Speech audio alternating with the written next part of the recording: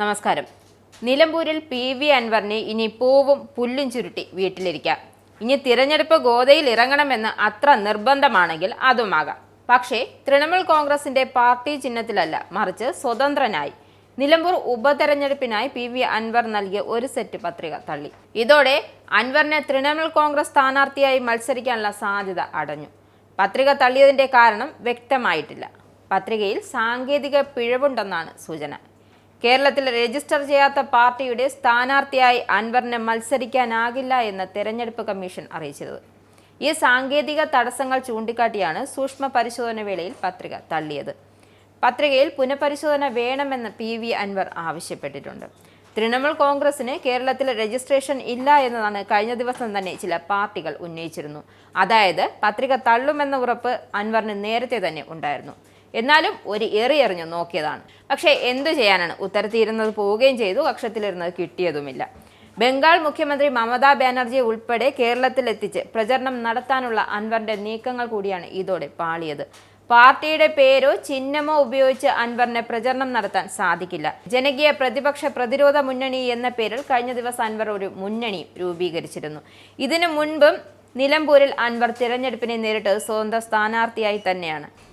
എന്നാൽ അന്ന് അദ്ദേഹത്തിന് LDFന്റെ പിന്തുണ ഉണ്ടായിരുന്നു. UDF പിന്തുണയ്ക്കായി അൻവർ കോൺഗ്രസ് മുസ്ലിം ലീഗ് നേതാക്കളുമായി ചർച്ച നടത്തിയെങ്കിലും ചർച്ചകൾ എങ്ങും എത്തിയില്ല.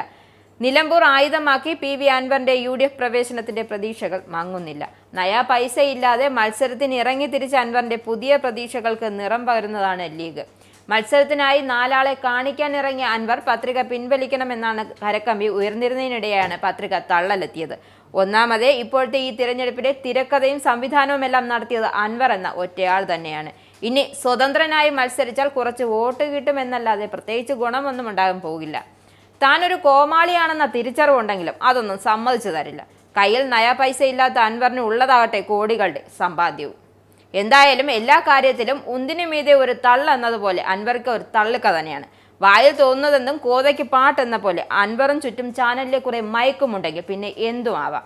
പിന്നെ എല്ലാ പാർട്ടികളും അഴിമതിക്കാരും, കയ്യിൽ അതിന്റെ തെളിവുണ്ടെന്നുമാണ് വെല്ലുവിളി. പിന്നെ പിണറായിസത്തെ വെല്ലുവിളിച്ച് ഇറങ്ങിയ മുതൽ അൻവറിന്റെ മനസ്സിൽ വെച്ച ആഗ്രഹമാണ് UDF പ്രവേശനം.